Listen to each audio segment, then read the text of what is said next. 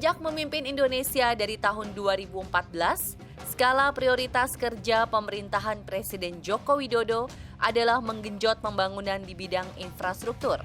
Salah satunya adalah pembuatan jalan tol alias jalan bebas hambatan bin jalan berbayar. Sampai tahun ini, data dari Badan Pengatur Jalan Tol Kementerian Pekerjaan Umum dan Perumahan Rakyat mencatat telah beroperasi jalan tol sepanjang 1.144,07 km, membentang di beberapa kota di Pulau Sumatera, Jawa, Kalimantan, hingga Sulawesi. Namun pembangunan jalan tol bukan tentang kisah semalam. Penolakan serta polemik muncul saat pertama kali dicetuskan oleh Sudiro, Wali Kota Jakarta, tahun 1953 hingga 1960. Pendek riwayat, tahun 1973, pemerintahan di bawah Presiden Soeharto memulai pengerjaan proyek tol pertama yang menghubungkan Jakarta Bogor hingga Ciawi. Itu tol yang umurnya mungkin lebih tua dari saya ya. Itu kalau nggak salah memang tol yang paling tua, bahkan tol pertama itu malah bukan tol dalam kota. Yang saya ingat ya tol Jagorawi. Oh, kalau dulu ini kan jalan tolnya kan gelap teh ya. Terus mobilnya juga sedikit. Kalau sekarang kayaknya udah rame banget gitu lalu lintasnya. Dan semenjak ada tol Jagorawi Jakarta Bogor ini, kira-kiranya kita ditempuh dengan jarak terlalu cepat. Kalau dulu lambat gitu. Kita bisa muter-muter dulu lewat-lewat kampung, lewat-lewat pelosok itu teh. Menengok ke belakang, gagasan awal pembangunan jalan tol atau jalan berbayar yang diinisiasi oleh Sudiro tahun 1955 dimaksudkan demi mendapatkan dana tambahan untuk pembangunan ibu kota Jakarta. Sudiro merasa kepayahan membangun Jakarta dengan anggaran yang pas-pasan. Pada tahap awal, ya kan memang kan itu kan banyak membebaskan tanah masyarakat, ya itu pasti banyak ada beberapa penolakan pada saat itu. Pada rencana pembangunan jalan tol Jagorawi. Tapi pada saat sekarang kan sudah jadi ya. Nah, karena ini jangan diambil juga dari lahan masyarakat, ya tadi seharusnya nih udah dikembalikan ke masyarakat. Oke, sekarang kan diperpanjang lagi dari 10 menjadi 15 tahun. Jadi sekitar 50 tahun. Kalau dihitung 50 tahun berarti kan sekitar tahun 2028 nanti selesainya. Nah, ini harusnya tadi saya katakan masa persiapan supaya masyarakat juga mulai menikmati.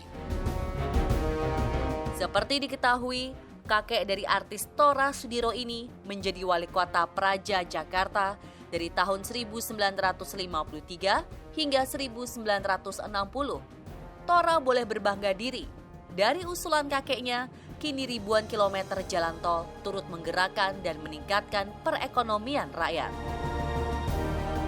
Kalau saya pribadi sih, sosok beliau adalah sosok yang sangat menyenangkan, sangat membahagiakan.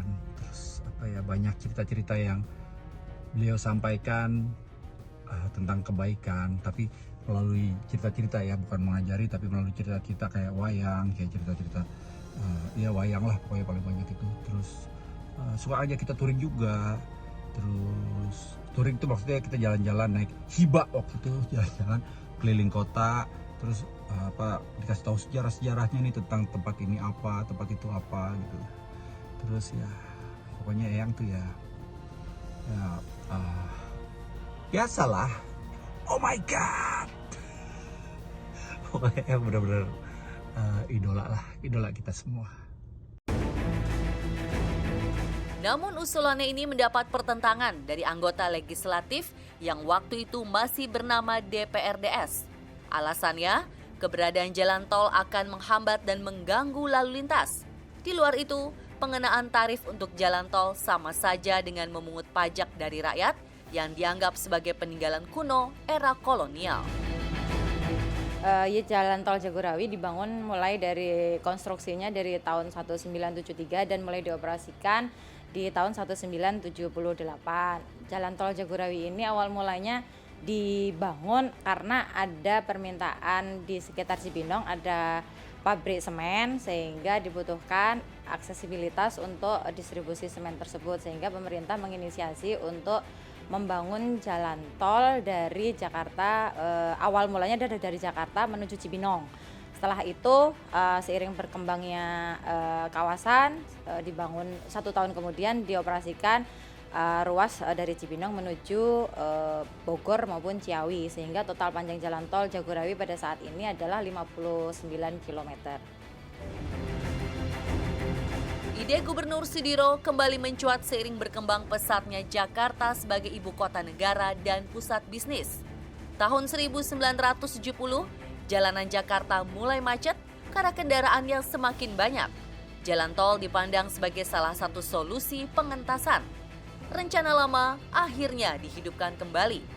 Awal Januari 1970, untuk permulaan dibangunlah Jalan Jakarta Bypass yang membentang sepanjang 50 km dari Cililitan di Jakarta Timur sampai Ciawi di Jawa Barat.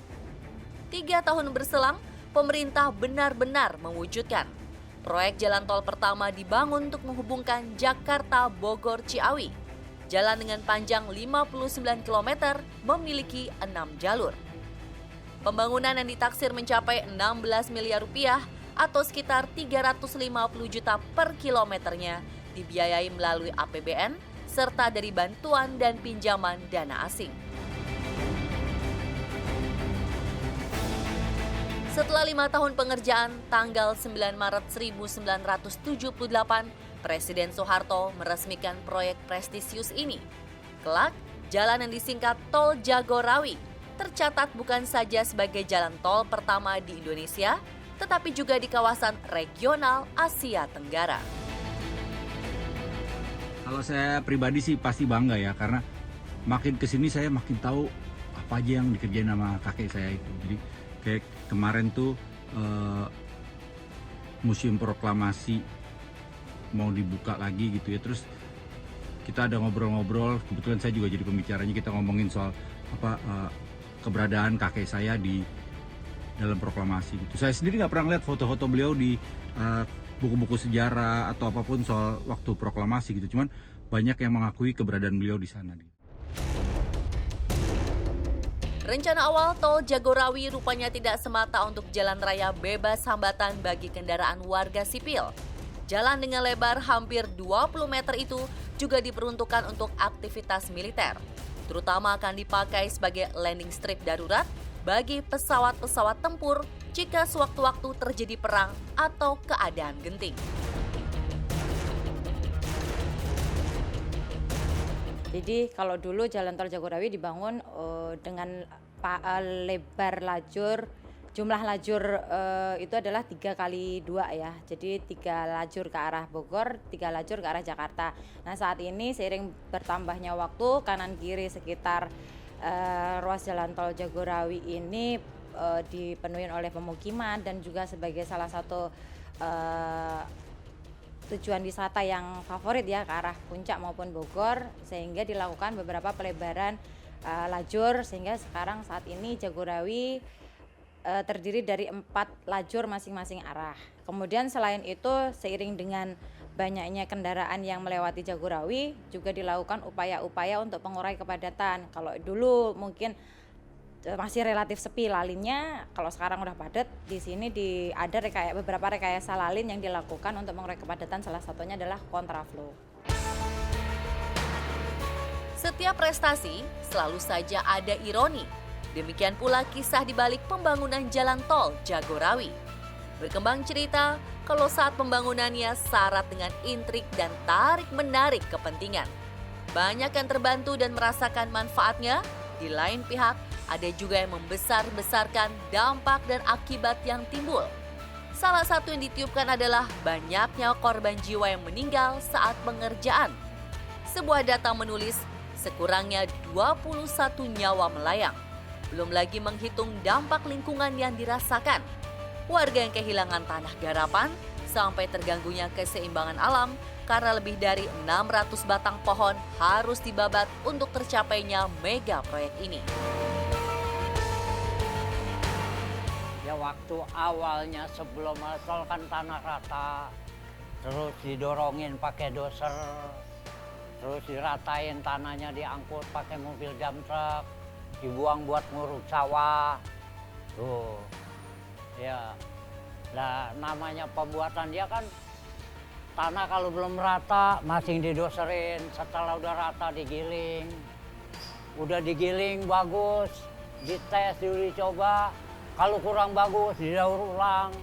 Setelah digiling tuh tanah sampai mengkilat, ditutup pakai perpal. Tuh, waktu pembuatan tol Jagorawi. Ya, karena namanya emang orang pembuatan pada nonton mobil, nonton doser, nonton traktor, beko, kan gitu namanya orang kampung kan. Emang baru tahu dia lihat dia bakal tontonan tiap sore. Itu, iya. Ya Bapak Ibu kalau sore nongkrongnya di pinggir tol nyatin orang kerja. Jadi paling tidak saya pernah jalan dari sini sampai ke Jambore. Saya mengecek gitu ya. Ya jalan kaki tuh waktu pas lagi udah rapi, udah apa namanya, tapi belum di aspal ya. Baru apa namanya pengurugan udah rata itu saya pernah jalan dari Ceger sampai ke Jambore sono, ke Cibubur sana gitu. Jalan kaki kita. Pengen tahu itu. Kayak tol itu kayak apa sih sesungguhnya kan gitu. Banyak ya warga masyarakat yang di tepi jalan tol itu mereka banyak pada ya main-main ngajak baru nyuapin anaknya kan gitu ya di pinggir jalan itu. Ramai sekali karena awal-awal ini kan baru merasa asing kita ada gitu ya. Baru lihat jalanan bagus lah kan gitu. Kalau awal kan belum pernah kita melihat jalan yang bagus gitu kan gitu. Namun yang paling kelihatan sekarang adalah penegakan atau pengawasan terhadap aturan pengguna di jalan tol ini banyak dilanggar. Apa itu? Pertama adalah kecepatannya. Ya banyak sekali kecelakaan ya. Waktu itu anaknya seorang artis kecelakaan, nabrak ya kan sampai meninggal. Kalau menurut data informasinya kecepatan mobilnya sampai melebihi 100 km per jam. Padahal batas maksimalnya kan 100 sana. Nah, terus kedua juga kendaraan tidak layak jalan atau tidak layak standar ya, kita lihat sampai sekarang masih banyak.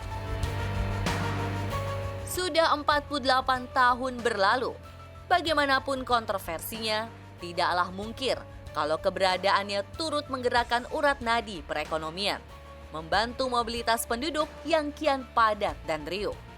Tol Jagorawi telah mengukir catatan khusus dalam sejarah infrastruktur nasional yang menjadi ibu dari semua jalan tol, menjadi kebanggaan bangsa. Kelak, keberhasilan jalan tol Jagorawi yang ditiru negara tetangga seperti Malaysia dan Thailand.